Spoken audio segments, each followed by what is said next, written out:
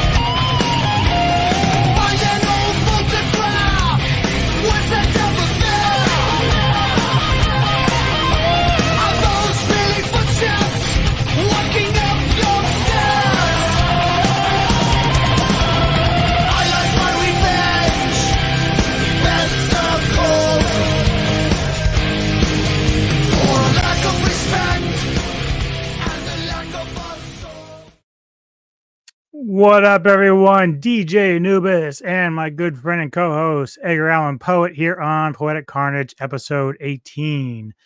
How are you doing, my friend? Oh, it's another day in paradise. It's another pain. Fuck that Canada. There, we'll start with that. Yeah, I got a text from you the day that you were telling me he got let go. I was like, oh, guess they finally got sick of the no offense thing. Which is interesting because for us, for a while, like for all the coordinators we've been through, they get to hang on the entire year or whatever. Like, come on. We almost always trash. There's an interesting stat. We'll get into it more, but we have not fired a coordinator or coach really mid-season since 1941, I believe. We just don't do it. Like we'll let you run out your contract and thank you for your. We mutually part ways. Thank you for your service. Yeah, exactly. But you're no longer needed. You're needed. Yeah, your services no longer be rendered here. So before we get into our respective teams, obviously I'm a Denver Broncos fan. You're a Pittsburgh Steelers fan. There's a lot to talk about both. We're kind of giving like this mid to late season update on our teams because we kind of like gloss over them a little, talk a little bit more football outside of that. But before we get into that, let's talk a little bit just some football being played earlier today. Green Bay went into Detroit, picked up a win. That was kind of surprising. NECA's kind of been piggybacking on the Lions this year, and she was kind of distraught about that. It's a divisional game, and anything can happen in divisional games. But Detroit, they were legitimately fighting for the first seed. And if you look at how their season has panned out, I think we can all agree they're not better than Philly. They're not better than San Fran.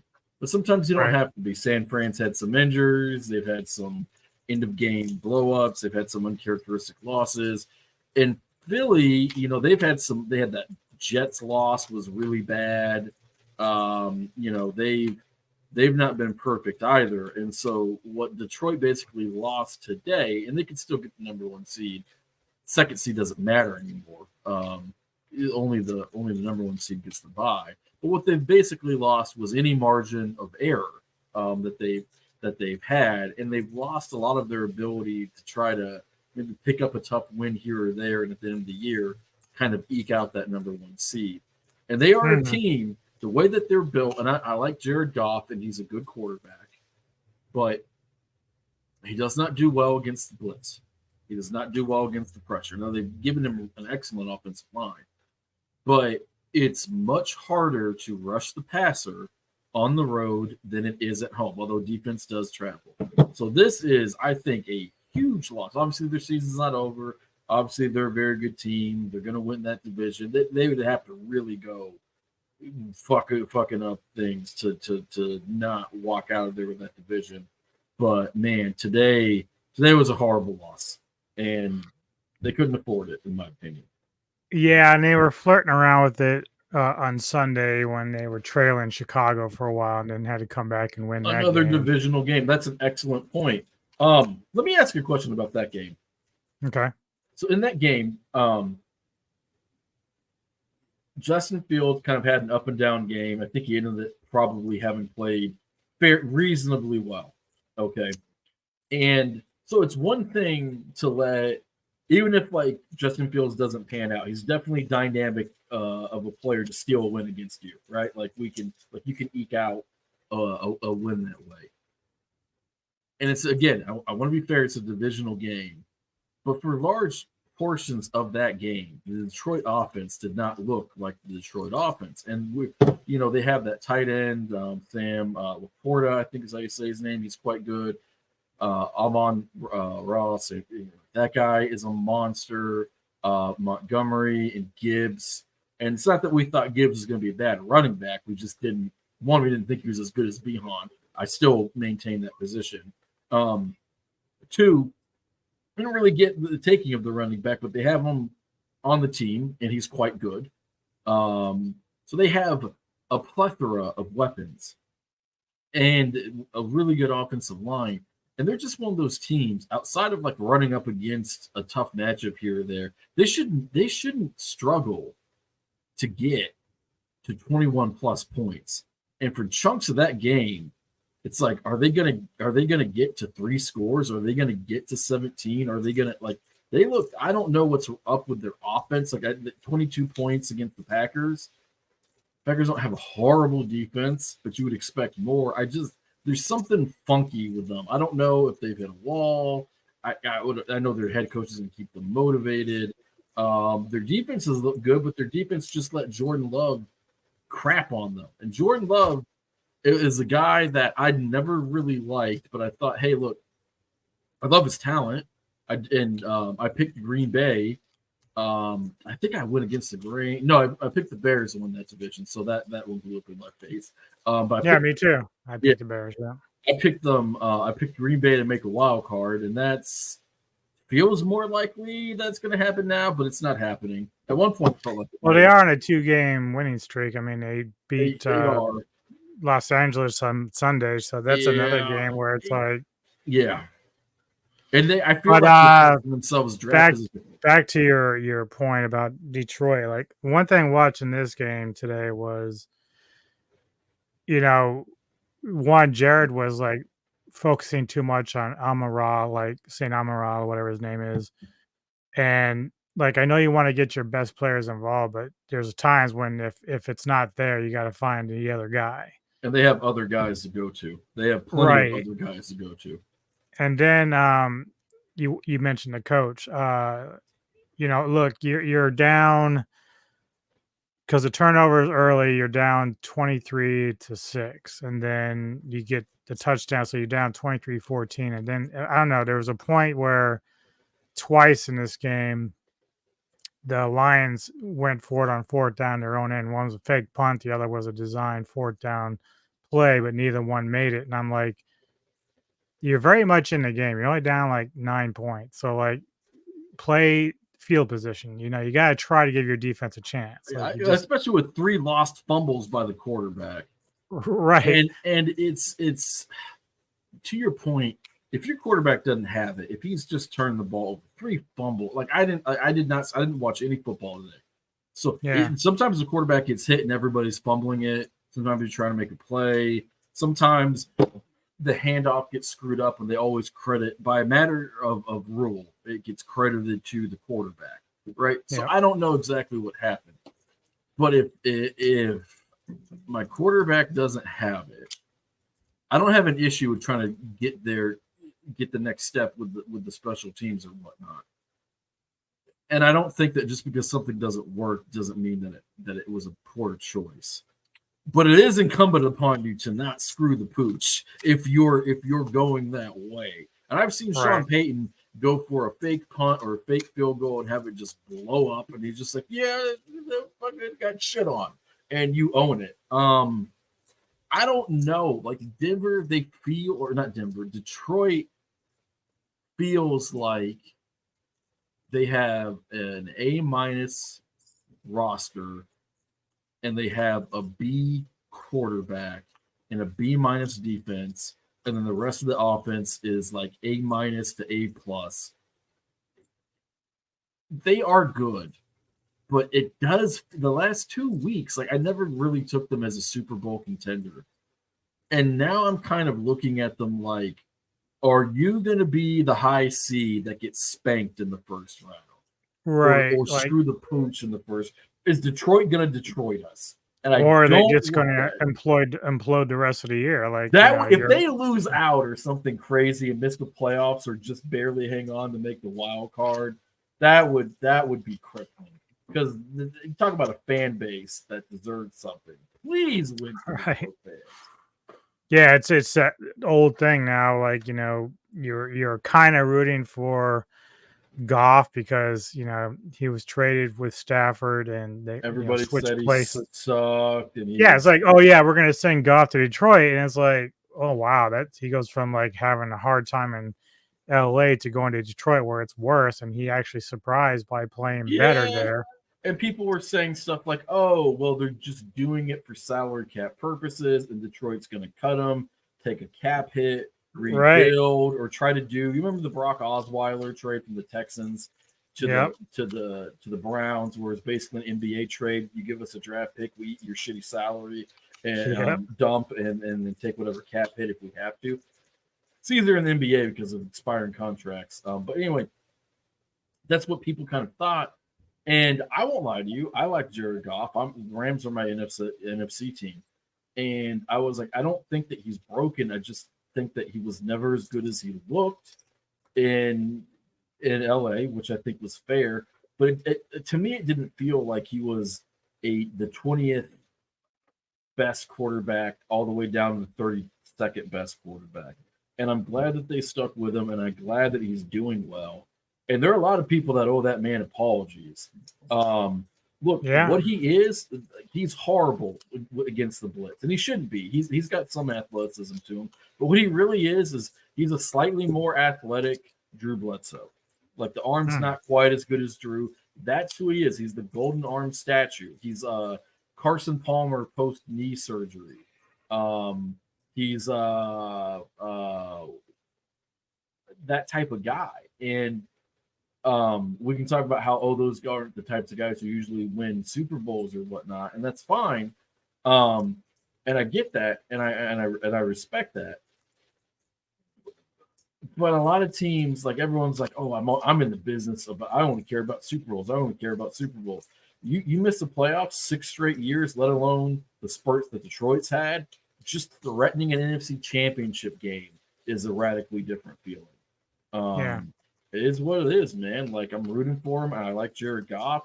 I looked at his QBR, and I was like, how is it 15.2? He threw for 29 out of 44 is respectable, 330 yards is respectable, 2 touchdowns is respectable. And I saw the 3 lost fumbles. I was like, oh Jesus, that's how. That would explain that part of it. It's like he looked his best when they were getting rid of the ball faster. So like they had slants. Well, you know what? If he had to hold on to that ball, man, it's yikes. And Laporta, Jamison Williams is interesting story. He's definitely talented. Amon-Ra St. Brown, Josh Reynolds. They got Gibbs and Montgomery who can catch some passes. One more so Gibbs. They have weight. Like, guys, none of those guys are elite. The closest one to it is probably Amon Ra, and he's gonna get there. But that's a lot of weapons.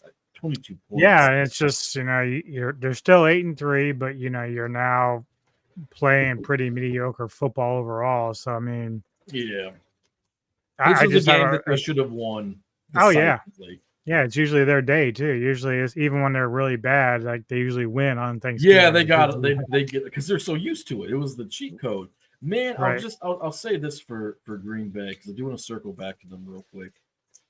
They are alive. They're fighting for a wild card spot. Please make the wild card so I don't look like a total jackass.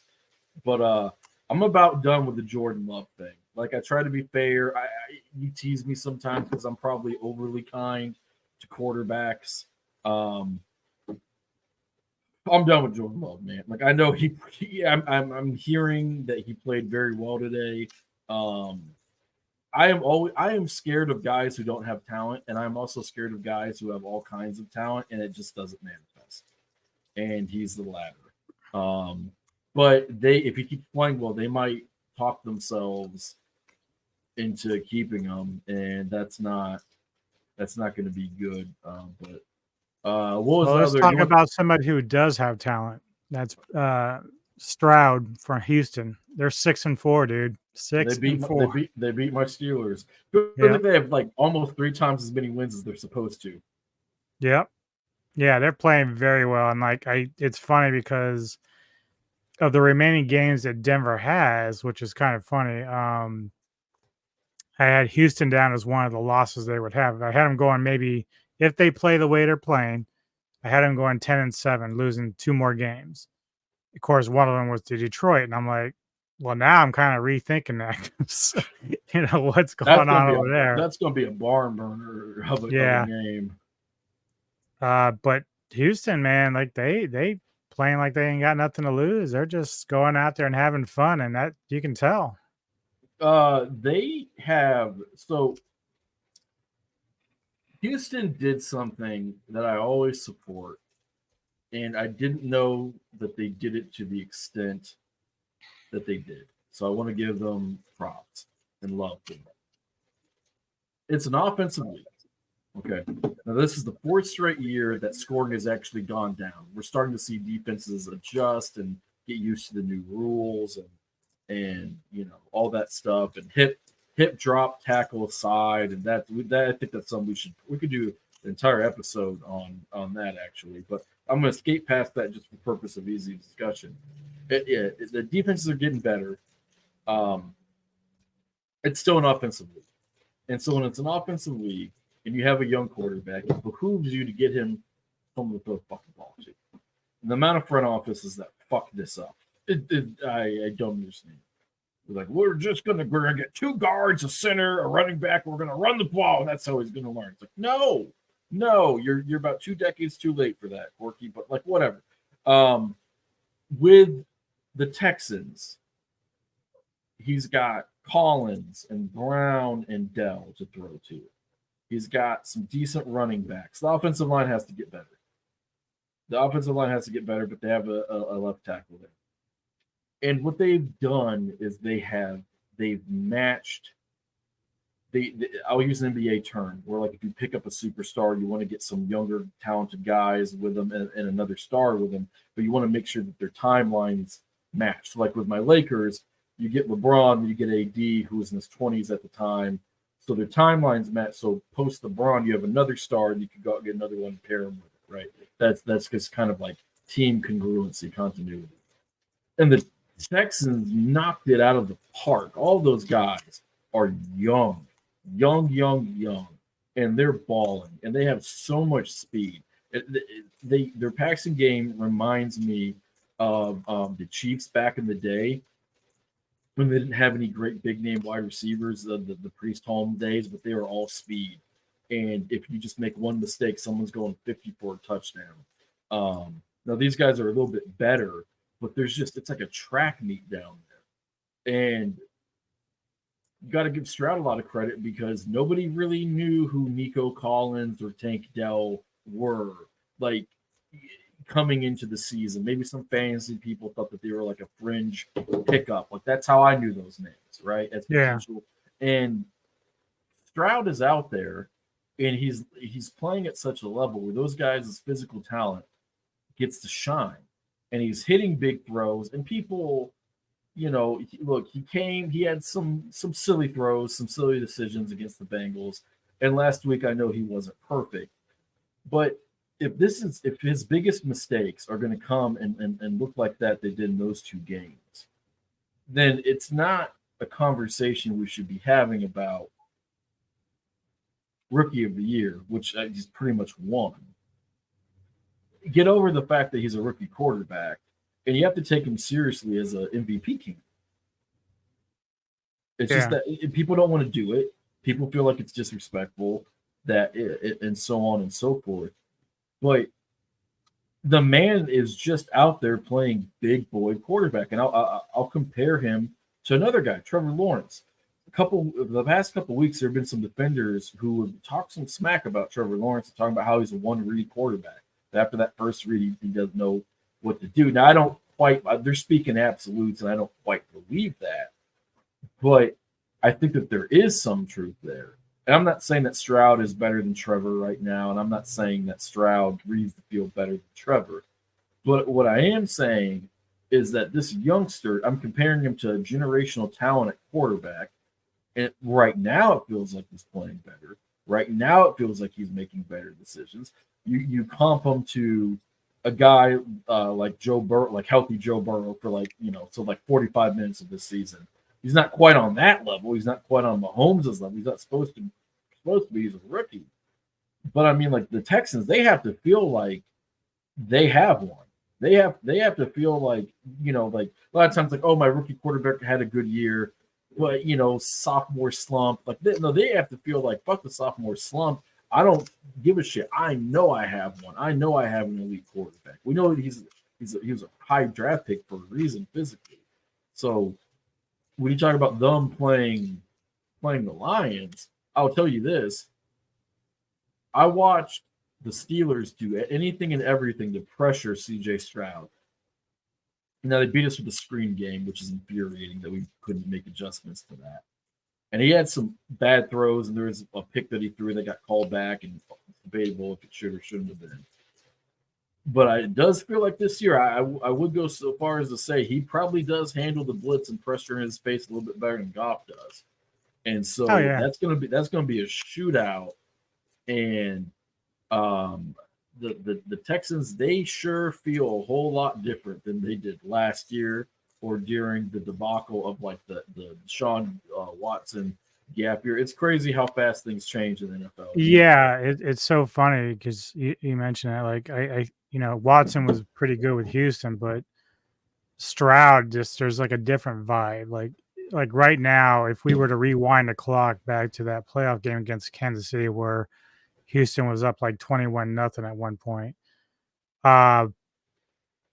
If you rewind the clock, and we know that Mahomes was going to do Mahomes things in the second half of that game, if Stroud is playing, I think I'd feel differently about how that game would have turned out. Like, there's just something that would have told me Watson was going to fold while Mahomes came back, and that's exactly what happened. But I don't think Stroud just has like a different aura about him when he plays. And it's weird that you say that because Watson actually had that aura because he was super clutch in college and he had been really clutch for the Texans. So it wasn't like he was missing a clutch factor. I think that when he just kind of lost it in that game, I think there's just a realization that I'm the only one that has it. And so you're a Brady guy. So Brady is a clutch quarterback. And he's had a lot of clutch wide receivers. You can't be a clutch quarterback if your wide receivers shit the bed. People talk about he could be 9-0, but for Wes Welker, right? Now there's it goes the other way with some of those plays. But with Watson, it feels like, oh shit, we don't have it. I don't have it. I've carried us as far as I can. We'll get him next year. And then, it's crazy how oftentimes it feels like that. Ask Jacksonville about we'll get him next year with Blaine Gabbert. No, you didn't. But with Stroud, and we'll have to see him in the playoffs, and I do think they will make the playoffs. Pardon me. It feels like he might be the type of guy who kind of gets people to buy in and believe. And some guys have it, and some guys don't. Some guys have it, and we don't know. Eli Manning, for years, the New York media just railed on him for being a bad leader and whatnot. And then they get that first Super Bowl. It's crazy how winning a Super Bowl makes everybody look at you differently. But, like, oh, no, he really was a great leader. He was just a quiet leader, blah, blah. All those same things that he was before that they just didn't give a fuck about because it was an interesting story. And he, Eli was great with handling the media. And so he never gave them a goddamn thing to talk about, which infuriated me. Stroud handles the media really well. Stroud was clutch in college, despite what his insane nut job detractors said, all that stuff. If he goes back in time and plays that game, I would still pick Kansas City because Mahomes, you never go against the GOAT, and Mahomes is the true GOAT. But goddamn, it might have been a little bit different. And that's as much praise as I want to give a fucking young quarterback to a conference rival. But yeah, they got one. Well, here's the interesting thing. If the season were to end today, the teams that would be automatically into the winning division would be Baltimore, Miami, Jacksonville, and Kansas City. Baltimore has the best record, so they would get that first round bye. Now, the last three teams, and Pittsburgh, we kind of knew would be in the mix, although I know you're going to have some things to say about, unless their offense turns it around. You never know. But the two surprising ones would be Cleveland and Houston. Yeah, let's talk about that. So Houston, if you go back like 3 weeks ago to now, they're a lot less surprising. You go back to the start of the season, and it's an eye-opening shocker. Hey, what the fuck just happened type of event. Because we thought that Houston would be just going through a lot of growing pains, losing some games, but we knew that Stroud would kind of be new and everything. But they look like they've been playing together for 5 years. They do. They're you have to take them seriously. And look, they are a young team, and young teams every now and again they get on that field, they do something a little silly. You're like, why did that happen? Then again, the Cowboys are not a young team, and they do silly shit all the time. So there's that. But yeah, they're legit, man. Like it's are they a Super Bowl contender? No, I don't think that they are. But it'd be fun if they were, especially this year if they did it. For Cleveland, everyone prepare to call me a hater, prepare to call me a homer, prepare to call me the whatever. Cleveland will not make the playoffs. They have overachieved already. They are not a good team. They are a slightly above average team. And they did just lose their main quarterback. They did just lose. But they upgraded, in my opinion, because Deshaun was playing horrible. He was playing like he didn't want to be there. He's playing like a guy who used to be a leader and got paid. He's playing like a broken man who was used to the adoration and the love and all that shit. And now nobody can stand him for a variety of very obvious reasons. I think that the loss is Watson at this age and physical decline still more talented than DTR? I don't know. Would I have actually preferred to play against Deshaun Watson than DTR? Yeah, I would have. And it's not that I think DTR is great, but you can be a rookie, a youngster, and the team rallies around you, and you can buy into it. Deshaun Watson's out there looking like a shot fighter, and he looked like a shot fighter before the shoulder. He was horrible in the first game against Pittsburgh. He's pushing the ref. He's horrible in camp. He hadn't actually played like a truly good game. This is actually my issue with Cleveland. They have the game of their life against San Francisco, where McCaffrey and Trent and I think another skill position player got hurt. Okay, fine, that happens. I think it was Debo. It might have been Debo. I know someone else got nicked up. It was either Debo or Ayuk. I think it was Debo. And at the end of the game, the defense folds up, and as bad as Brock Purdy was, he puts them in a position to win the game. and the kicker misses the kick. So I am a guy, and I've been like this forever. So I know you know this. Maybe some listeners don't. I don't like what I call fluky wins. I look at wins and I go, is this a sustainable way to win? And folding at the end of the game and relying on a kicker to miss a very makeable kick is not a reliable way to win, especially when the other team suffers significant injuries. Now, you can argue the Niners get hurt all the time, and it happens in football, and I get that. But then you look at the Indy game, which is one of the most controversial football games in recent memory. And I'm not a blame the refs guy, and I'm not, but I will just say that they don't win the game without some of those calls, and that is not a sustainable way to win. Then you look at the Steelers game, and you can say, oh, we beat Pittsburgh, and that's fine. They did.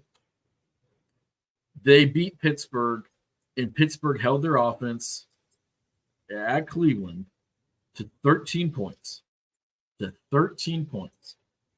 And the Steelers, after that performance, immediately fired their offensive coordinator, which they have not done since the 40s or whenever it was. Like it's been like the amount of like monumental things that have happened in world history since the last time we did that is staggering. I don't look at them as a team that has a real route to win. And I'm about to pull up. Are they on bye this week? No, they're playing Denver. So I do believe Denver will win that game. It's going to be a close game. And I'm about to pull up the rest of their schedule here. Here we go. So they got Denver at Denver. That's a loss. It's one loss at LA. I did have Denver winning that game. Yeah. It's going to be it's probably going to be close, but I think it'd be close. Denver really doesn't blow anybody out, so they should beat the Rams. I think they're going to lose to Jacksonville, but it's at home. Then they have Houston. That can go either way. Then they have the Jets and the Bengals, and I think that they're going to split one of those games there. So they're looking at, in my opinion, about 3 more losses and 3 more wins. So they're going to be a 10-win team. And that is, to me, the fact that they were kind of gifted a couple of wins already kind of sort of inflates them. The fact that they got – now they own – I'm not going to shit on them for week 1. They historically own Joe Burrow. I think Burrow's beaten. Well, I mean, no one saw that coming. Everyone thought Cincinnati would win. No, see that I remember you saying that, and I disagree. Everyone that I knew was picking Cleveland because Cleveland. Oh, really? Yeah, Cleveland. They have a winning record. I think they've since Joe Burrow's been in the league. Burrow's only beat them once. I think he's like 5. I think he's like 1-5 against them, and so they're going to smoke Cincinnati again. Because Joe Burrow won't be there. But I do think that going off of those conference losses that they have, I think that they're going to be a 10-win team on the outs. I think that they're going to be the 10-win team on the outs. But here's the bitch of it, because I do want to be fair. If they're not the team, the AFC North team with the conference tiebreakers that puts them out on the outs, it might be Pittsburgh. So that is, thank God we split with them. Well, let's talk about Pittsburgh. I've got some clips. I got some clips from the last game. I'm just going to play behind us. There's no sound, so I just for both our teams, I got like the best nice clips. But we know there was a lot of problems with. You found nice clips from that game. My God. Yeah, actually, and this is why I want to get your opinion because I know it's a Warren play. It's a 70. Well, I know you were telling me you're kind of just done with Pickett at this point. So some of these plays he made were pretty good, but again, it's only the good stuff. There is some bad shit in there. I just chose not to put it in either clip. But while you're talking about your feelings about where your team is right now, where it's going to be by the end of the season, and what you're looking for going into the offseason. So I'm just going to go ahead and play it while you're talking. All right. I want to talk about actually, you know what? I'm going to respond to so there we let our quarterback get blown up. Yeah. And that's Of course, Myles Miles Garrett will do that to people. Yeah, he will. He will. It would be great if he could do anything else on defense, but he is a great pass rusher. And then here, this one of the few times we run the ball. Isn't that amazing? What happens if you actually do that? Do you think they're actually? Are they running enough? Do you think? No, fuck no, no, God no. We put Broderick Jones on at right tackle.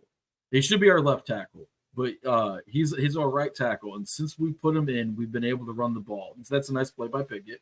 We've been able to run the ball a whole lot better, and we have an offense who we're just not good, and That's the line's not great. Right, yeah, that is, and that's a great execution. My God, I love Jalen Warren. I don't know why he only gets like 10 touches a game. But here's the problem. You see that play that worked there just over the middle? Yeah. We rarely throw it over the middle, and we rarely connect on plays like that. And when we do, it feels like a Herculean effort. Matt Canada got fired because his play calling, let's just be honest, it wasn't that the Pittsburgh fans at the Pirates games or the Penguins games are chanting for him to be fired. It's not that, everybody, makes the memes of fire Matt Canada or the fans chant fire him. He got fired from a head coach who does not fire people, from an organization that does not fire people because he can't call plays. And so when we're looking at this and it's like, wow, look at that, but that looked really inventive, like what they just did there. The amount of good plays that we have over the entire season, if you went through that exercise and you did that for every game, that is 3 games worth in totality of good plays for a competent offense. And so when we talk about Matt Canada, and I'm talking about Canada first because I want to try to be fair to Pickett. Okay. You have a quote. Let's talk. He dumb. Yeah, it's just that is the short way of it. Here's Najee Harris. There's a lot of stuff that goes around that you guys just don't see. I guess I'm trying to say it's just the point where I'm tired of this shit. You could do 2. Well, I know you were kind of waiting for the day. Like you thought maybe going into this season they were going to kind of do away with him. Then I remember you're like, they're fucking keeping him, dude. Yeah. I thought that they were going to move on from him in the offseason, and they didn't. Here's a quote, though. Actually, it kind of gets at it. You could do 2 things. You could look at the record and say, okay, we're still good right now. Or we could look at the record and be like, if we keep playing this type of football, how long is that shit going to last? I look at it like, how long is that shit going to last? Y'all could look at it like it's a good record, but I mean, it's the NFL. Winning how we did, it's not going to get us nowhere. Is it fixable? Yeah. Are we going to fix this shit? He said, shaking his head and trailing off. I couldn't get things going. It seems like every time I got it, it seemed like the defense was playing to minimize my role. I couldn't get anything going. Luckily, we got Jalen going, so that was good to have them. They were sitting on screens for me. Even in the run game, they're just blowing stuff up. Then he talks about the controversial play calling in the 2-minute drill where we lost, kicked the ball, or punted the ball, and then we end up losing the game to a field goal. Najee Harris, it's somewhere in the article. I didn't highlight it. Najee has kind of been a bit of a powder, and he's kind of a divisive figure amongst Pittsburgh fans. Okay. I like him. I think he's just a passionate guy who wears his heart on his sleeve. That's who he was coming into college. Some people think he needed to be more professional. Anyway, it's not a huge distraction. Okay. It's not made national news for a reason. But this is what's interesting. The Pittsburgh P&R group, or not P&R, the good God, that's a message board term. Public relations, media people tried to stop him as he was doing that interview after the game, and he just kept going. 4 or 5 weeks ago, our starting tackle, got benched. That's how Jones got his first shot at starting, because he said a comment. He said, like, "Hey, I said a comment, and coach benched me as punishment." It's reported. It's not truly known, but it's been reported that he was criticizing Matt Canada. Deontay Johnson, who's not a fiery guy, but not a meek guy either, was going off on the sidelines. I mean, realistically speaking, there are a lot of pundits who are saying Tomlin fired Canada to save the locker room. The players were tired of dealing with Matt Canada. They were tired of having an offensive coordinator who has a normal size playbook or whatever, but basically calls 20% of the page. I will watch games with the homies on Sunday, and I will start calling out, I'll play the play call game where I'm like, hey, here's the play. Here's the play. And sometimes that's the sign of a great offense because we all know what's going to happen and you can't stop it. And it's just happening to you, right? That's the Denver offense. Who would have known that they would have run the ball to that side with Terrell Davis in this instance? Wow, they knew it was happening. It didn't matter. Or it could be the Kubiak offense, like the bad version, where it's like, oh, we whatever. It was the bad version. When I say bad version, I mean the only version because he's Matt fucking Canada. And so I say all of that. We could talk about how we don't fire coaches, and I mentioned that we could talk about how a lot of his peers, Canada's peers, talk about how much they like him and love him and respect him and all that, and they feel like they let him down. Pickett said they could feel like we let him down, and they probably feel that way because they're pros, and I think that they're decent dudes. But the reality of the situation is Matt Canada has not done anything to give anyone any confidence that he could be a successful college coordinator, let alone an NFL coordinator. And I knew he was getting desperate when he came down from the stands to call plays. It didn't matter. I'll close on this note because I know you have a question, but I just want to. I have more to ask you. I just had some comments about that because. Sure. Actually, go ahead. Give me the comment. Well, the comment was just that, we talked about the Lions and their offensive talent. Well, the Steelers have a lot of offensive talent. Like, there's no reason why you should be. It's like Denver. There's no reason why you should be scoring 10 points. Like, that's just absurd. Freiermuth has been out. Okay. I know the Cleveland Brown defense is good, but they're not quite that good. No, they're not. They're not the 2000 Ravens. And if we had this game and our offense was normal, we'd just be like, wow, we had a bad day. Okay, it is what it is.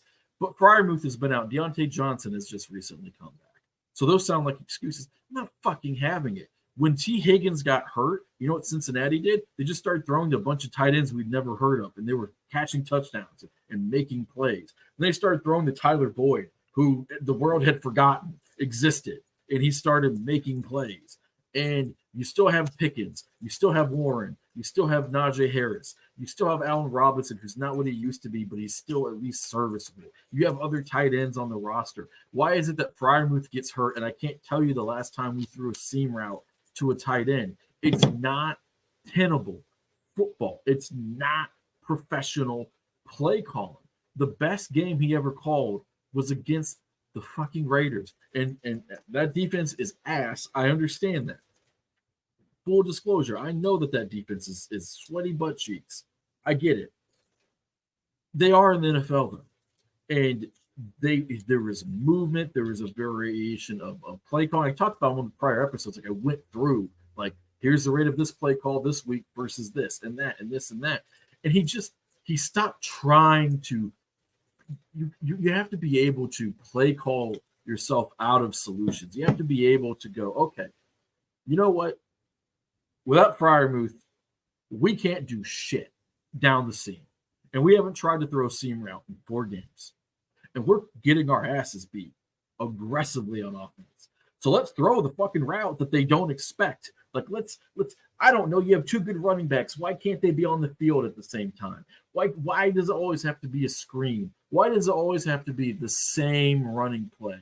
Run, pass. Why are you calling a game in a way that makes Marty Schottenheimer horny? Stop doing these things. And at the end of the day, he is nowhere close to the worst coordinator I've ever seen. He's not historically awful. He's not the Josh McDaniels of offensive coordinators or whatever. Like, I don't think that I'm sure he could be a decent assistant coach or something.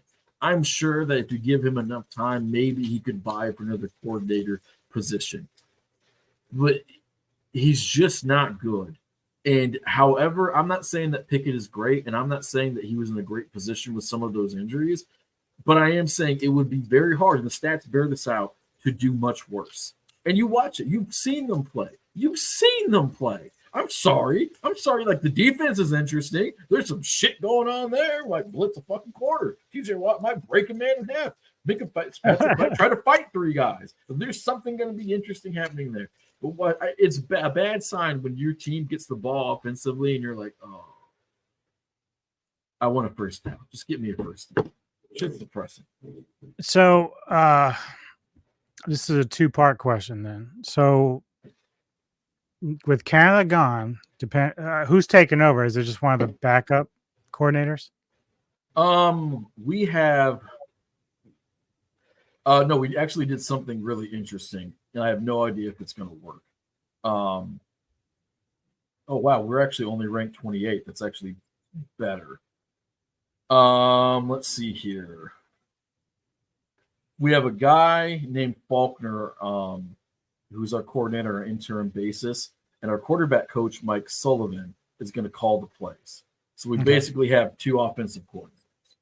All right. So now if, again, this is a 2-part question, if Sullivan, for whatever reason, can get the offense, be more creative, and maybe let's say we go from, what is your average point? Like about 15 to 20 usually?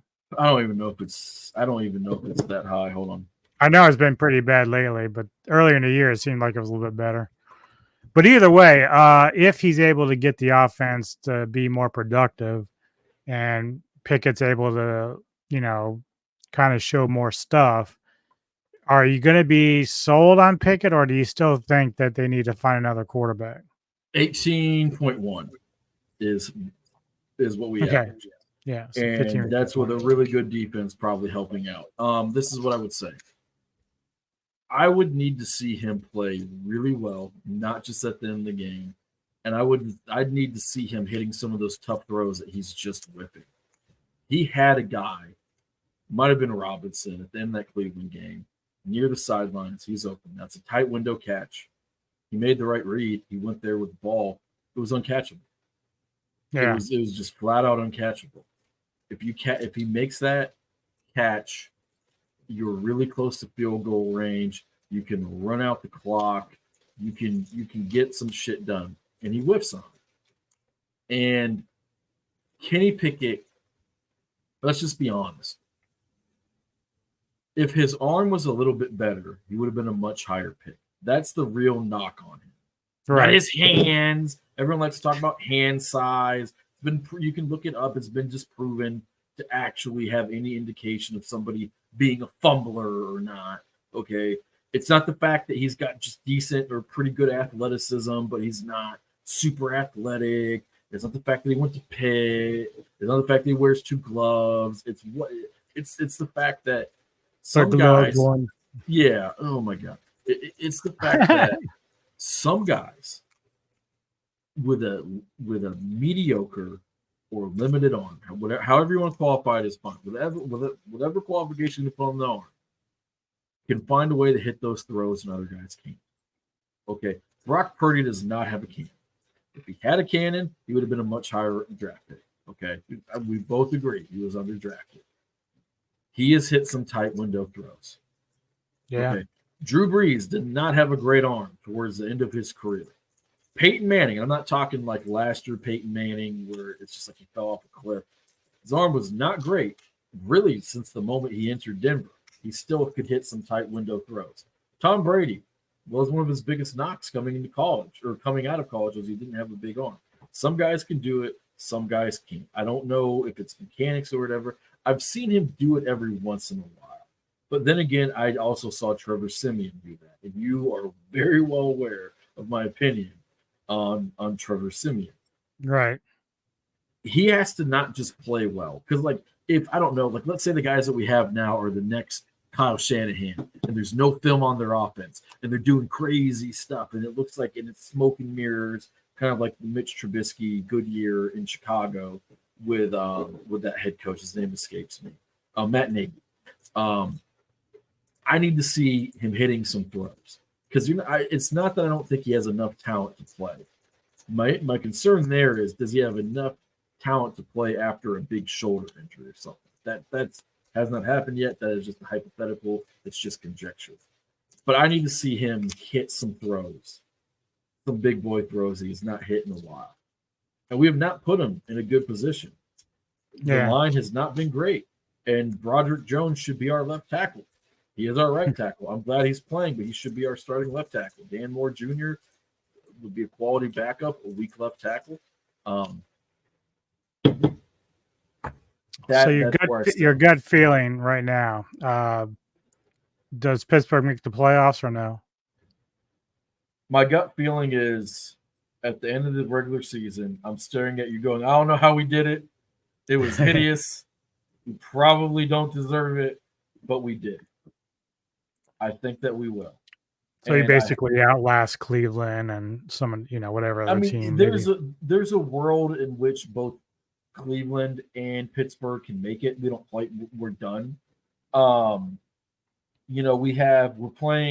at Cincinnati. Jake Browning is an interesting quarterback. Jamar Chase is horrifying. We could lose to Cincinnati. We should not lose to Cincinnati. Now, if I recall, we should not lose to back-to-back backup quarterbacks. That I would be very sad. I would be a sad man. San Francisco just scored. They're up 7-0 early. Who are they playing right now? Seattle. They're in Seattle. Oh, that's so it's time to talk Broncos. We're on a 4-game winning streak. Surprise, surprise. We haven't quite gone away yet. We started 1-5. Now we're winning 4 straight. You have one more games than I predicted, and I owe you an apology.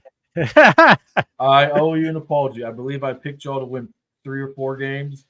You and Nico got very mad at me. Yeah, man. I was like, "Is this guy insane? What's he doing?" And then like now, it's like I'm blaming you for the entire season now. Like, yeah. And then up until a couple weeks ago, I remember you told me off screen that you and Nico were like, "Fuck, what if he's right?" Yeah. And I'm rooting for y'all. I will always have a soft place in my heart for the Broncos. I love John in the 90s, and though my time as a Bronco fan was controversial and made many people unhappy, there were some nice moments here or there. I will say this for Denver. The NFL is better when the Broncos are good. And historically, the Broncos are good more often than not. Yeah, and right now defensively, I think we have almost like 9 to 13 turnovers in the 4 games. Like it's almost unheard of. Man. I have a question for you then. Mm-hmm. What's the biggest? We all know that game that happened in that state that we will not reference that game. What's the biggest change since then? Believe it or not, is Vance Joseph, his play calling, his schemes. And this goes kind of hand in hand with the offense because, we're still not scoring a lot of points. But one thing I noticed about the Viking game that was played the other night, that game started out rough, very rough. Even though the Vikings weren't like blowing us out or anything, the missed tackles that we had on both Dobbs and some of the receivers and running backs, we had them for like 5-yard losses and could not tackle to save our life. And then something happened about the second quarter, like something just clicked. Like, and I was watching it, and I'm like, I noticed that because for Russ and the offensive line, the line was really bad. They weren't stopping anybody on that defense. Yeah, my guy Bowles, who is much maligned, and he's actually been good in Denver from the second half of year 2 on out. He's been a good left tackle. That Justin Hunter, I think his last name was Hunter. I think he was killing Bowles.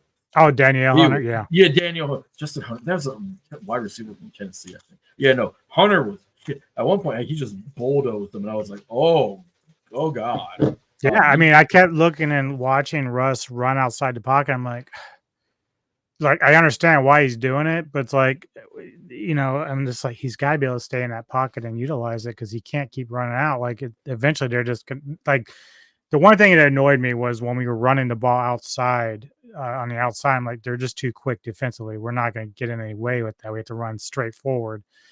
So anyway, the second quarter starts around, and then I notice they kind of go to what is sort of like a semi max protect for Russ. Tight ends were staying in, still had your wideouts, and you still had a back sitting there in your back there. And all of a sudden, the pocket was there. Like they were doing a much better containment. Russ wasn't having to run so much for his life unless he was doing it, to get out of a bad situation or whatever. It just improved dramatically. And same on defense. We started making tackles. We started the game by causing a turnover. These are the things that we need to do. It got a little frustrating because, again, I forget. I think it was somebody on the Broncos forum was giving me a rash of shit because I was giving Dobbs a little love. It's like Dobbs played his ass off. The dude tried to win that game. Like he was playing his ass off. And yeah. Hey, Dobbs, former Steeler. Yeah. Imagine what he would be doing with you guys right now. You know what's funny is he started the season in Cleveland, and they have to feel like not only why did we not keep him, but why didn't we try to trade for him? I got to give a lot of love to Russ. If you look at his stats in the offseason, I got a lot of hate for saying, you know what, I think he can be a good game manager. I think maybe he can be a little bit more than that, but I think that's what Peyton's going to do. I got a lot of hate for it, and we watched him play, and just like I said, some of those fluky touchdowns, which kind of bumped up his touchdown total, those aren't happening anymore because by definition they're fluky. But let's be honest, turnovers have gone down. Yardage is awful. That's not all on him. And a lot of his touchdowns, if you go back through it, here's a brutal way to grade a quarterback. Take the three best passing quarterbacks in the league, whoever you want. One of them is going to be Mahomes. And you look at all of his passing touchdowns. You look at all of Russ's. You'll walk away going from Russ's going, damn, this year, especially in the red zone, a lot of those were really just kind of schemed up. But here's the thing. One, that's why you get Sean Payton to do that. Two, prime Drew Brees threw plenty of those schemed up red zone touchdowns and stuff like that. And three, it's their job to win games. Four, Russ is making those throws. Yep. And five, at the end of the day, it's better to overpay a guy and put him in a position where he can have some success than go, no, you have to play big boy quarterback so we can get our money out of you and then just lose for the sake of return on investment. And he's like, we gave him a lot of love in our quarterback rankings. I think was our last session. This has been a down year on quarterbacks, and I say that not to rag on Russ, but I say that to go like, look at all the injuries, look at all the guys who haven't played as well as you expected, and then look at Russ in that year, right the ship. Yeah, he's a game manager, but he's a game manager plus. He's like a game manager who, like in that highlight clip that you threw, where he's running, it's 4th and 3, and he's running and kind of like slowing down, messing with defense, and then lollipops that throw there. That's beautiful. Very few guys can do that with their legs, even though he is obviously physically declining. He's still got something there. He's still got some juice, and make that throw. That was a tough throw to hit. And so, if I took Russ and I gave him Kyle Shanahan, and I gave him all those weapons, his stats would be out of this world. And if I took this iteration of Russ and I threw him on the Carolina Panthers, Russ plays to win, so he'd be, especially without a coach to rein him in, he'd probably have a bajillion ints, and we'd be going, what the fuck is happening? He's somewhere in the middle. And that's okay, because now it no longer, like you look at his contract and you go, ugh. But now the concept of watching the Denver offense and your quarterback play no longer makes you make that same sound. So, is he the Russ of old? No. Are you getting your money's worth out of him? No. But now it's not preposterous to think, will Denver keep him? And 5 weeks ago, 6 weeks ago, it seemed destined that he was going to be cut. Y'all were drafting a quarterback, and you were just going to take your medicine on the cap for 2 years and move on. Yeah. Shout out to the defense. Question for you. Mm-hmm. Patrick Surtain II, best corner in football? Whew. He's up there. it's funny. I always say is because like kind of like with Champ Bailey, when you don't hear his name a lot, you sit there and say, "Well, I don't know if he's really the best." But then you have to realize the reason why you're not hearing anything is because no one's throwing his direction. So, Here's for Champ. Here's a list of corners that were better than Champ Bailey, in my opinion. Okay. Deion Sanders, Rod Woodson. That's it. There's one more.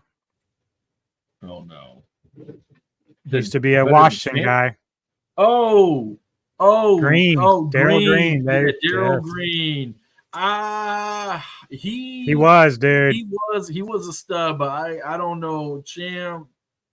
I thought you were gonna hit me with like an old guy like Night Train Lane, or I thought you were gonna hit me with someone with a spicy one like Aeneas Williams.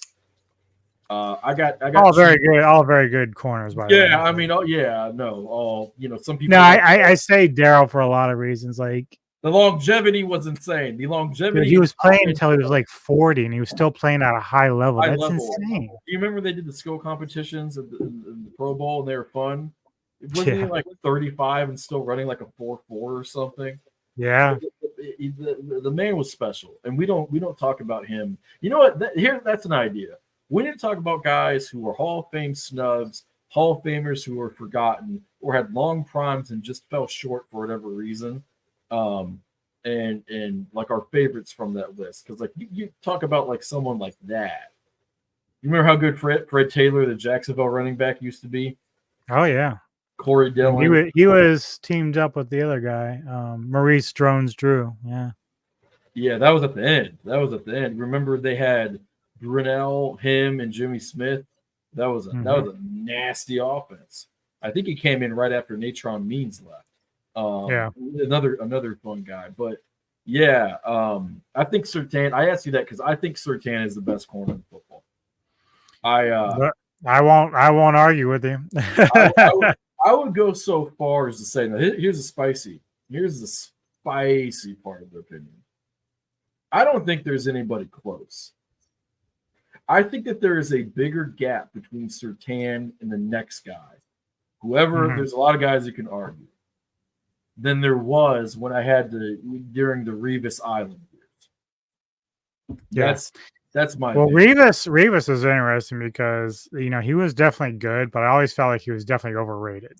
Well, there used to be clips of the guys that he covered, and he would stick to the number one guy and never leave him. And I do give him respect for traveling, but they would come off the field and their jerseys were stretched out. And I watched the Revis Island YouTube video. It was a fan made it, and they loved him. I'm not saying the man's not a Hall of Famer; he's a Hall of Famer.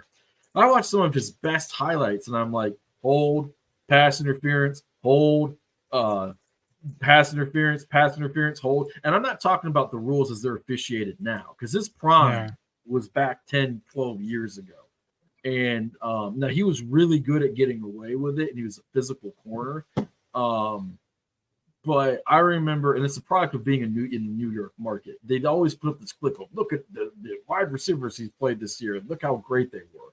And I was like, yeah, and 6 years earlier, maybe it was 5 years earlier, Champ Bailey had a very similar run, but you don't talk about him because he doesn't play in New York. And, now football coverage and media coverage has gotten better. But I think I bring up Surtain because I don't know if you saw my post on the board, but people were talking about he was being included in trade rumors. I was like, the only way he's going to get traded is either, look, you can always get a team make a dumb offer. And I love Surtain, but if somebody goes, I'll give you 2 firsts, 2 seconds, and 2 thirds, I'll be like, there, okay, fine. You're insane, but sure. 3 first rounders in a second, sure. That is insane. I will happily do that. Or you want off of Russ's contract so bad you have to throw in a sweetener, and because you think you can turn around, draft somebody else, and then get in that. Like there's like a weird like you could think of how theoretically it would happen, but it's not very likely or practical. And I laughed at that, and I thought about who are the corners. The Green Bay has a stud corner, and his name escapes me, and I apologize. I'm not even drunk. His just name escapes me. And obviously there's Sauce Gardner. Always rep my boy Darius Slay. There's a lot of great corners. Yeah. But Surtain is the only one of them, in my opinion, who plays with both great speed and finesse and a degree of physicality. Yeah. And that reminds me of Rod Woodson, who was super fast, but also liked contact. Rod was a bit of a hitter. Yeah. And that is kind of who he just reminds me of Rod Woodson 2.0. And I love Rod Woodson, so maybe I'm a little bit biased, and maybe some of my Bronco love makes me a little bit biased. But I do think Surtain I just think he's the best. I just think he's stone cold the best. Yeah. Yeah. I'm not going to argue. But I do want to get back to Russell Wilson because you and I have had this discussion before. Yeah. But because this is a nuanced podcast, Oh, I definitely want to come back around and say, yeah, Russell's having a great year. Looks great the last 4 games, especially. Comes back to that game management you talk about. We're not putting him in some positions to fail. We're putting him in positions to win. But if I go back to the QBR, my favorite thing of all the world. yeah, that is your favorite stat. One thing that Mr. Nuance keeps trying to talk to me about on the board, even though I'm ignoring him half the time, is trying to compare Patrick Mahomes to Russell Wilson. Well, let's go visit that because right now, QBR, Patrick Mahomes is at number 5 with 69.1. Guess where Russell is? I don't know. Number 20 with 50.7. Again, Oh, yeah. Russell, Yeah. he's having a great year. It is. But you still have this context you have to put it in because he might have all these fancy stats, like in terms of touchdown interception ratios that you want to stack up against Mahomes, but there's this difference there. Here's the biggest difference. Okay. And I am now, for whatever reason, here a little bit of echo. Okay. Maybe it's just my greatness popping through the universe. If you watch the games, the Chiefs do not have a good left tackle or right tackle. Okay. Donovan Smith and Taylor are their tackle. They let Orlando Brown Jr. go, who has not been great in Cincinnati and is not worth that money. I understand why Cincinnati paid him because they've been trying to fix that line forever. Okay. Yeah. And then Taylor, they gave a decent amount of money to coming out of Miami. I didn't understand why. Maybe it was just the right tackle market. Okay. Now, so they don't have good tackles. They just don't. Donovan Smith is grading out very poorly. He does not look good when he plays. Neither does Taylor. Now, what the Chiefs do have is they have an amazing interior. They have Thuney. They have Humphrey at center. The other guard's name, I actually don't know who he is. I know that he's solid. I can't even say his name escapes me. I just know that he's graded high. He's kind of like the unmentioned name. The other 4 guys, they get all the press. Humphrey's the young dynamo. He looks like an amazing center. Thuney is the guy that they stole from New England, gave a lot of money because after that Super Bowl loss to the I almost said the Patriots, to the Buccaneers, they're like, we got to fix some of this. So he has 2 bad tackles. When you watch Mahomes play, he knows his tackle's getting beat. He shifts here, he shifts there, he drifts there, he rolls out, he moves up. Now he can do that. That has afforded him. That's afforded him that right via his good interior line, which I will give. Okay. But you almost don't even notice how kind of crappy his tackles are. Take it the next step forward. I know a lot of people don't like Pro Football Focus, and I use them as a very general guideline. And I only started using them. I actually didn't like them when they came out. I thought that they were silly. I didn't even really like Football Outsiders, though Football Outsiders is a little bit more transparent with how they graded. I believe Football Outsiders no longer exists, unfortunately. PFF, for all the talk and the woes about the Denver offensive line, coming into the last game, Denver, Bowles was ranked 12th. I believe he's a little bit worse than 12th, the 12th best tackle. I haven't watched him play and just watched a lot of football. In general, I would kind of ballpark him this year. He's not been as good as he has been. Probably 16th or lower, 16th to 20th. So not horrible, but average at best to below average. Okay, that's where I put them. The interior line, there's been some guys there that had decent grades. So I won't listen to people in general. I'm not talking about anyone specifically, but I won't listen to people who try to tell me that Denver has the worst line that they've ever seen, because I heard that last year and it wasn't true. Even with the injuries, the year before that it wasn't true. It's just never been true. It's just that Denver has a fan base that's very well versed in offensive line play. You're used to having a good one. You haven't had a good one since Manning played, and Manning was really kind of dressing them up. It's just hyperbole. It's people who only follow the Broncos, et cetera, et cetera, et cetera. Because it's like, you want to see a really bad offensive line? Watch a Commanders game. Please. Oh Might my I God, interest? Yeah, Sam Howell should sue for negligence. Might I interest you in a Carolina Panther game? Like, and so on and so forth. And the difference between the two is that Mahomes is younger, he's more talented, he's more physically gifted, blah, blah, blah, all that stuff. He's just a better quarterback.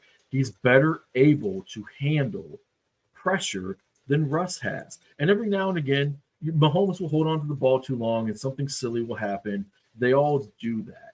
But the difference with the guy between Mahomes and Russell is this. Russell would hold on to the ball too long, not know what to do with it, and a negative play would happen. Russell would hold on to the ball too long, make a play, pull one out because he's Russell Wilson, he can do it. Russell Wilson was not doing that at the same rate that he did in Seattle. And when there are games where it's like, look how bad the line was awful. It's like, you know what? They were bad. But the three of those sacks are on the guy who sees that there's nothing there, holds on to the ball too long, and then runs into a sack, or holds on to the ball and it's a coverage sack. And it's like at a certain point, the guy has to realize, even though this is who I am, I have to stop doing this so much because it can't work under these sets of facts. And that's the difference between the two, is that Russ used to be able to overcome those issues. He can't as much now. And not all of that has ever been said to be his fault. I'm a Jerry Jeudy guy who's been drawing some pretty big pass interferences lately, who's been playing some good games lately. You watch him, he's open a lot. Problem is that Russ is not a middle of the field passer. That's where Jerry Jeudy gets played a lot, even though he was money last year on the outside. Facts are facts. Sutton has been amazing this year, but that's another guy everyone wanted to tell me was horrible. But you can critique those guys for not improvising as well as they should with Russ. And that is something that Baldwin did. That's something that Lockett did. That's something that DK Metcalf learned to do with Russ, and so on and so forth. Sometimes you just have to look at the line and be like, hey, you have to do better. Sometimes those guys would drop the ball. Sometimes Russ, it's at the end of the game and he has to try to make something happen. It's like he threw a pick, but what else is he supposed to do in that? He's trying to win the game. It's never all been completely Russ. For the same reason that it's not all completely on him that the turnaround has happened either. Because Sutton has caught some spicy passes. Jeudy has caught some spicy passes. The same wide receiver group that everyone's telling me is awful and terrible and they can't play are now starting to get their flowers, except by the really stubborn folks who don't even want to admit that. And that's okay. It's like when I went back to the the quarterbacks that hold on to the ball too long, Mr. Nuance was telling me, well, I guess Mahomes, because he played badly, was, holding the ball too long or whatever. But if I'm looking at the offensive line rankings right now, according to footballguys.com, Kansas City's offensive line is ranked 3rd in the NFL. Yeah. Denver's is ranked 10th. So are we really going to put that much pressure and or that much blame on those lines when they're ranked better than most? And Pitts is like around 15 or 20. And we're bad. And I disagree with those rankings. Like, I don't think that Kansas City has a top 10 offensive line. I don't think that Denver has a top 15. I think that I would put you guys, having just watched a lot of football and having, I would look at who's the worst offensive line for pass blocking, who's the worst one for run blocking, who's the best, watch the games and look at the stat, do a holistic approach to it. But but I'm also not going to take the guys who have some measurement system, who go through the pains of trying to find some general ranking system as a general guideline. They're not proving he's the best. These are what we measure it by. Here's a ballpark. Denver's line is not this horrible albatross. Kansas City's line, I would tell you what I think it really is I think that it's Mahomes saves those tackles. And I think that for Denver, I think your head coach is calling a better game. I think Russ is playing better in general. I think he's more comfortable in that system. I think you're starting to be able to run the ball a little bit, which does a whole hell of a lot for an offensive line. And I think that whether people want to admit it or not, the tackles that Denver has, they're not this gigantic anchor that just stops you from being able to do anything offensively. It is what it is. I don't know. Most of them are very consistent, although this one from 4 for 4 has Kansas City ranked 9th. And then they have Denver at 14th. I'd have to look at some of those rankings because if it's an overall grade, Kansas City's been excellent running. Well, they're definitely saying their overall rankings. Right, they've been amazing run blocking this year. Donovan Smith and Taylor especially can run block, and those interior guys can run block. And Pacheco's having a really good year. Pacheco's a pretty nice draft pick. And here's the thing. Those rankings, I'm sure, are consistent. And you know what? I could very well be wrong. But I can just tell by watching the game that I started caring about PFF marginally when I would watch Denver games and I would see a quarterback hold on to the ball for 6 seconds and then get sacked and have people get mad at the tackle. And I'd be like, oh, you all don't know you don't understand what's happening. You don't have your understanding, and part of it is it's in the moment. You're a fan, you're pissed. Factor that in.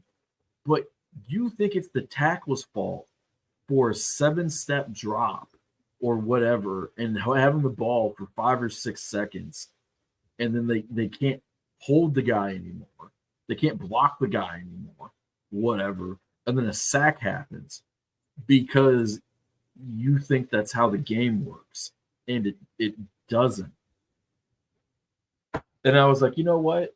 The same people saying that are now saying that, and PFF is relatively somewhat transparent about how they grade. You apply to be a grader, and you do trial grading, and you send it into them, like with whatever system or spreadsheet or whatever it is.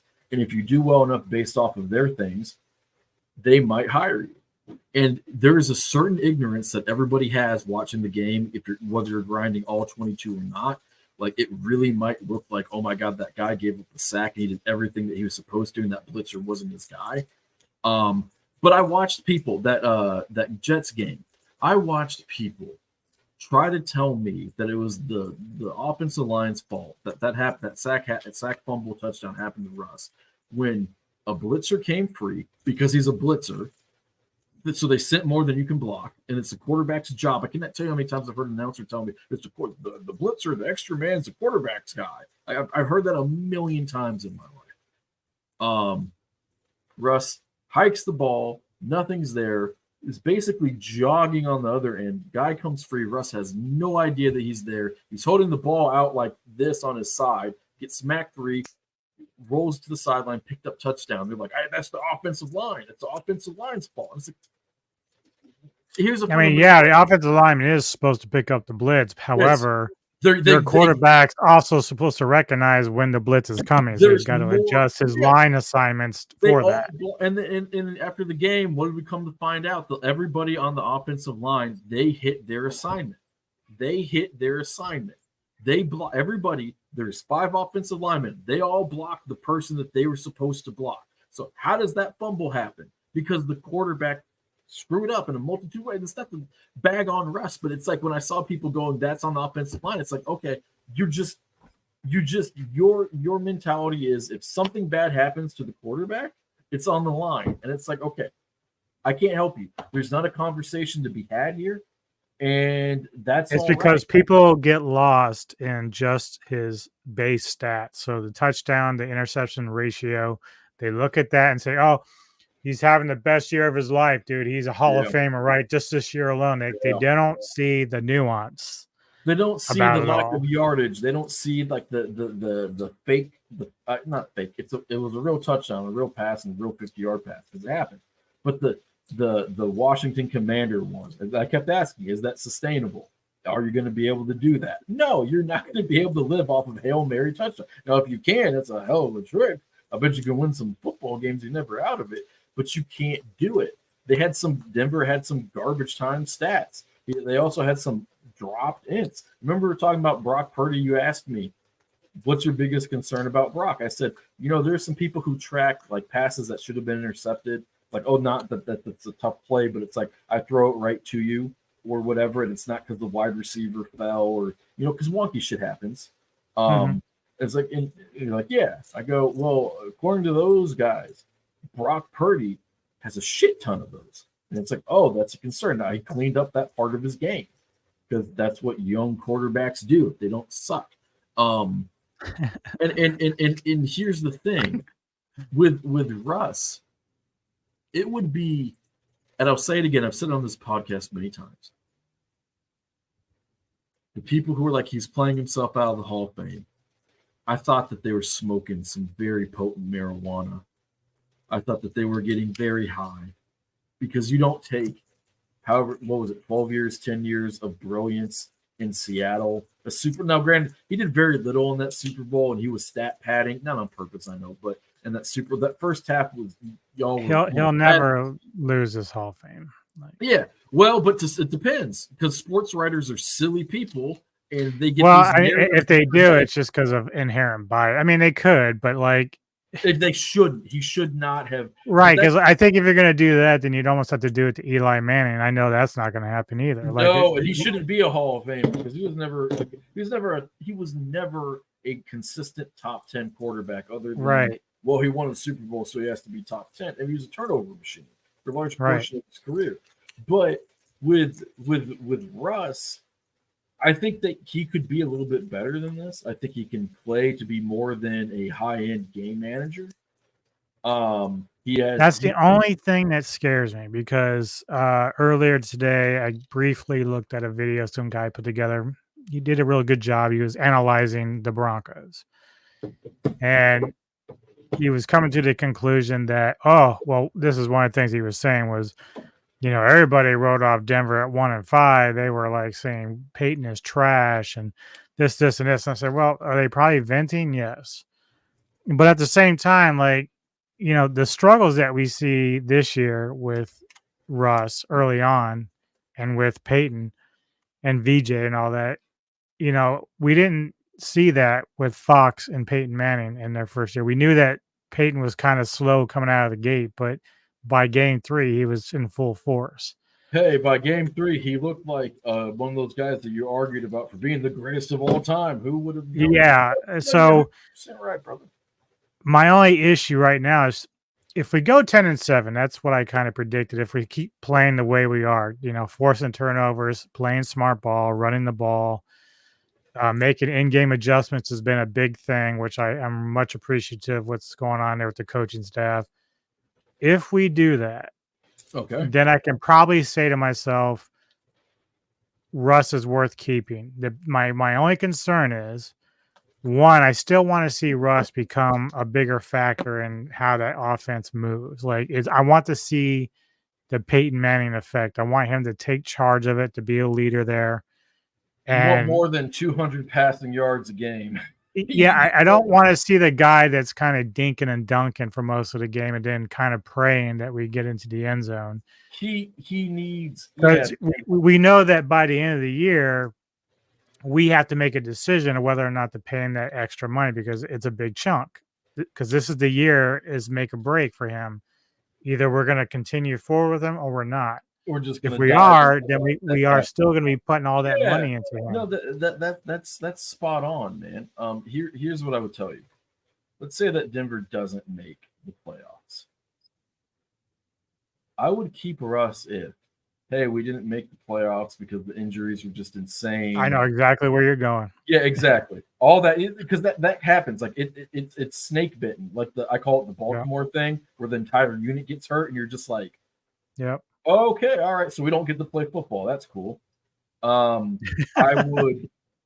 don't have any corners, so yeah, of course I'm getting my ass kicked. Woo. I would keep him if it's just a rash all over. We'll just say injuries, like insane injuries. That would be one instance. The other instance would be if you hit the record that you needed to make the playoffs, but you didn't have the tiebreaker. That would be the other instance. I guess the only other one that I could see is Russ is playing like Superman. The rest of the team is fucking up, and you're looking at him, and you're like, oddly enough, highly impressed. But those are the three basic scenarios where I would keep them. And let's also be one honest. more that I would consider, and that is if Peyton is able. Let's say we either get in the playoffs or get on the cusp. Yeah. If Peyton can influence Russ in some way to restructure that contract, Yeah. then I would do that, because if Peyton really thinks that he can work with Russ in the way that he's got going on, like if you want me to have Russell as a game manager, okay, but let's talk about the contract, and we got to make Russ understand you're not playing this kind of money, right? This isn't the money you're playing at. We want you here. We want to build around you. We want to do this so we can get the title, the Super Bowl, whatever. But we need you to move your money somewhere, And if he doesn't, then it's an easy decision. You can say, okay, well, we're going to move on. You're going to go somewhere and somebody's going to pick you up. We thank you for your service, but your service no longer needs there to be you go. rendered. Your favorite little tagline. Thank you for your service. Matt Canada is over yonder in the parking lot. Should you like to join the Canadian Football League with him? No, that's a good point. I don't know. I hadn't considered that.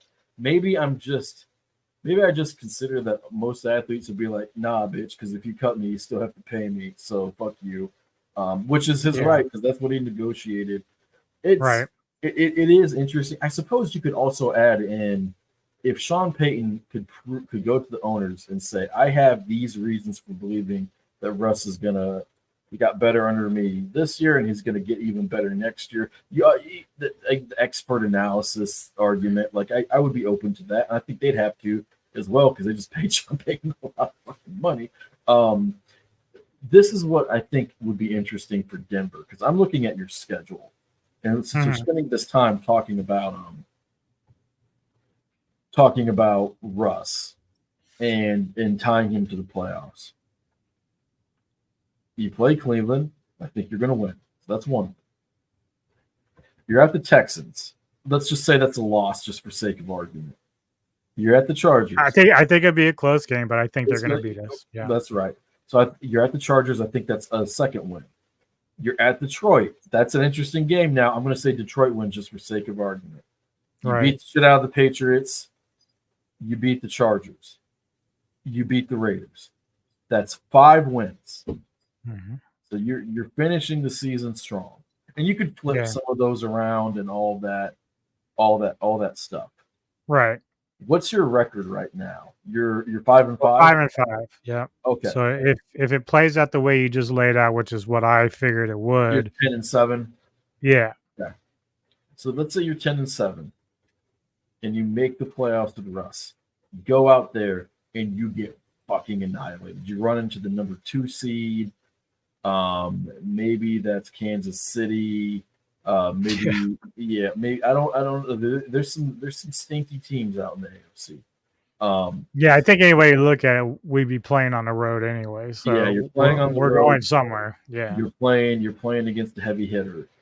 Oh god, it'd be horrible for you if it was Baltimore and Baltimore killed y'all. It'd also be amazing if you beat them. That would be hilarious. That'd be fun as hell. Oh yeah, you would be a happy man. If you go 10-7, regardless of making the playoffs or missing the playoffs, right? We have to look back at the season and go, what a weird season. because y'all were horrible, objectively terrible. You gave up 70 points. The Dolphins did that thing happen. We all know what happened, and it happened. Okay. And then you get some guys back on defense. Joseph's calling a better game. The guys are playing their ass off. If you hit double-digit wins and you look at the division and you go, look, it's always hard to prognosticate in the NFL, but you look at the Chargers and you go, they're getting a new coach. Mike Williams is on his way out. Austin Eckler's probably not going to be there. The defense, is not as good as it should. Joey Bosa just suffered a big injury. Yada, yada, yada, yada, yada. So the Chargers could be good, but it feels like an uphill battle. The Raiders are the Raiders, and it is what it is. Their roster's bad. It's not horrible, but the roster's bad, and it's hard to see them being great. You look at the AFC, and it's still stacked, but now you're looking at Buffalo, who's taking a step back. You're looking at Miami and going, can they really keep playing winning football like this? What are they doing with Tua's contract? Joe Burrow, I want to say this, and I don't, because this just popped into my head. I want people to keep the same. You've heard me rant about like when a mobile quarterback gets hurt in the pocket, and we talk about how they're injury prone, even though they're playing football the right way. Well, Joe Burrow keeps getting hurt, and we're not calling him injury prone. So I think. I am. So we got to be honest. So you have an injury pro, not soft. I'm not saying he's not soft. I'm not saying he's not tough. I think he's the second best quarterback in football, and I would. It's real close with Jalen Hurts right now, but I would still take him over Jalen. If he keeps getting hurt, I can't. He's better than Allen, but you have an injury pro Joe Burrow. Pittsburgh's kind of in limbo. Some of the teams in the AFC are south. But my point is, it doesn't feel insurmountable if you go into next season off of 10 wins going, why not us? And that is, in large part, due to Russ. Now, let's also be honest about Russ, too. He stopped playing stupid football. He stopped trying to make some of the most baffling, and he's every now and again he has a head scratcher, and you can deal with that. That's part of his play. And every quarterback every now and again has a head scratcher. I watched Tom Brady take a 7-stop drop and throw the ball 2 yards. It clanged off the dirt, and he just kind of looked at himself like, "What have I done?" Like, and if that can happen, they all do weird shit. But man, he's not playing the same way that he played. It's not like he kept doing the same things and now they're working because all the guys around him got better.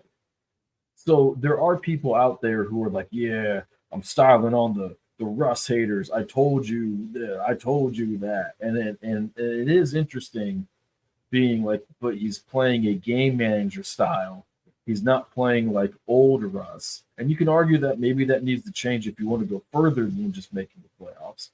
And you can argue whether, hey, if you get a better line, you do this, that, and the third, then all of a sudden maybe he can really ball out. Maybe he still is that guy. These are all things that we could discuss.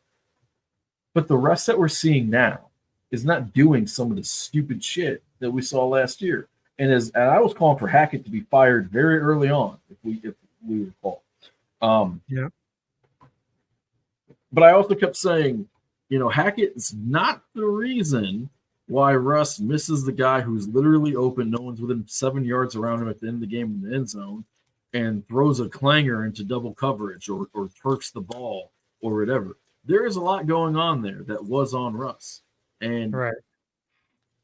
To give him his credit means that you're analyzing what some of those issues were, and he has fixed those issues.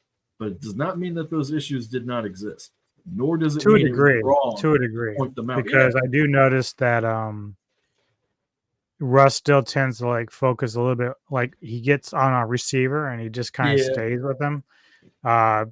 And sometimes he gets bailed out, like in the Vikings game, Sutton was catching some crazy ass passes. Yeah. And so he just kept going. Now, luckily he got Judy involved, but we still need to find ways to get some of these other receivers involved. And I worry that he's going to be that guy that's going to be just one track mind. He's got to get through those progressions. Yeah. Yeah, and I know the throws you're talking about because like at the end of the game and like that touchdown throw, like that's the only guy that's open and he's an athlete, he can make a play. It's not some of them it's just like it's 2nd and 5, Russ. Why would you throw that pass and force it into there? And it's he's using his legs better. Sometimes he doesn't run when he should. Sometimes he runs when he shouldn't. Sometimes he still holds on to the ball when there's nothing there and there could never be anything there. Or he just kind of freezes. Like I posted that really good article that defended Russ, but like, hey, it's a little bit better now than it was, and it's breaking down better. That he's doing better with the ball when he holds on to it too long than he did in the past. But it still talked about how sometimes he just holds on the ball and he just kind of stops moving. And he doesn't do that's not happening as much, but every now and again it happens. I mean, it's just I think that what happened with Russ is that you have homers, they love their team, and you have people who love Russ for who he is, and they wanted to act like any and all criticisms were an attack on him. Right. And a big thing for Russ is, let's be honest, Sean Payton said, stop acting like a politician, stop making it about you, stop kissing baby. There's not the pomp and circumstances around Russ. I'm not seeing the Broncos country, let's ride, the infinite commercials, the wearing my own jersey. I'm driving around in a Ford Bronco for the sake of like all these little ancillary social media things. Doesn't have his little special team in his own office anymore. You know what that's a sign of? It's a sign that the criticisms about him from last season are still valid. And so I'm giving him props for overcoming his ego, whatever that issue was. Whatever the issue was, he overcame it. But by definition, that means there is something to overcome. And so I like it. I actually like it when Denver is good. Because your fan base, when you guys are bad, you are so dramatic and melancholy. It is sometimes it's like I'm like, damn, y'all need a hug. Like y'all are so used to winning for so long that I'm not saying the fans aren't loyal and they don't show up, and Denver's got one of the best home court advantages ever. I'm just saying that there's some deep hurt right here, my brother. Right. Well, right. I mean, it is bad, but at the same time, like when you're a franchise like Denver, your expectations are already Yeah. So I mean, let's look at the Patriots. Like they are on a downswing now. So obviously, if they go a decade at mediocre football, they're going to go through the same shit because they'll be like, dude, you guys were the best for like a decade and a half.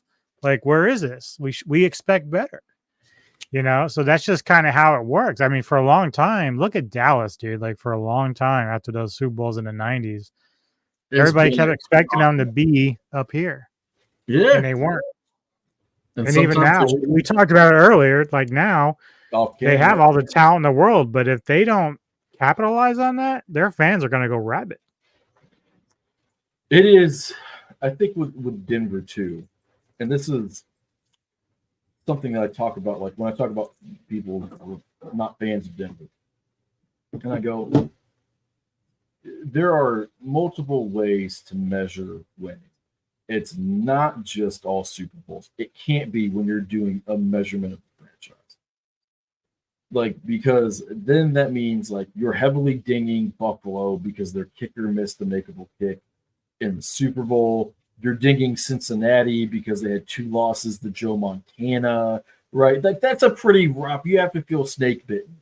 Like they've won the 3 Super Bowls, and 2/3 of those they're going up against a guy who for until Tom Brady, like within the past 7 or 8 years, was considered hands down the GOAT. I didn't, but he's considered the GOAT. And it's like, oh God, that buzzsaw, Bill Walsh and Rice and all that shit, right? So if you look at Denver, that stat about not having back-to-back losing seasons, I'm like, you have to understand, like, because I've talked to friends who are like Bears fans. I'm like, that is in and of itself a Super Bowl almost, because like you can dealing with a bad season every once in a while, it's fine, or even a mediocre. It's like 7-9. If we got really lucky, we would have been 10 wins. If we got really unlucky, we would have been like a 6-win team. We're in that spectrum of mediocrity. It shook out how it shook out. please don't do that again. But like, I can deal with it, right? To consistently have no consecutive winning or losing seasons. They have no consecutive winning seasons be Cleveland. They have no consecutive losing seasons for like 30 years or 25 years or whatever it was. It's just mind-boggling. And people can say, oh, all I care about are Super Bowls. Well, okay. The Raiders have 3. That is more than most teams. Yeah. Those are some sad-ass fans because they haven't had a Super Bowl win in a hot minute. When your league has existed for decades upon decades upon decades, it's a different thing. It's just a different thing. And so people can make fun of Elway for the losing record in the Super Bowl and make the arguments we talked about. You know how I think that it's an unserious criticism. And they can talk about the Super Bowl losses. John got you 2. Peyton got you 3. Should have got you 4, but that Baltimore game, that fucking horrible game happened. Okay. So you're at 3 with a bunch of appearances, a bunch of AFC championship appearances, a bunch of winning seasons, a bunch of division titles, a franchise who it's weird to not say you get a bunch of primetime games. You're not as good as you usually are. And so I tease some of the Denver fans about being dramatic, right? Because it is a little bit funny. And it is funny to watch people who think it's their birthright to have winning football not get it. But I say that as a guy who if you look at every head coach ranking list, Tomlin sits near the top, right? Reed is higher than him. Shanahan, like there's some guys like, right? Even Belichick is sliding down the list because like we're talking about the current ranking, right? And half the Steeler fans hate him and they want him fired and they think that he's not any good and yada, yada, yada. And that he only won with Cowher's team. But those are the same people who said that Cowher's not any good and he's a wannabe at Chuck Noll and he'll never win the big one until he finally won the big one because they forgot how hard it is to win a Super Bowl because they won 3 in the 70s and 1 in 1980. So it's winning Super Bowls is easy. It's our birthright. That's not how it works. New England, if history holds true, will be horrible for an additional 5 to 10 years. And then maybe they get the ball started. They have to hope that they don't keep Belichick as the GM. But for Denver, they are blue blood.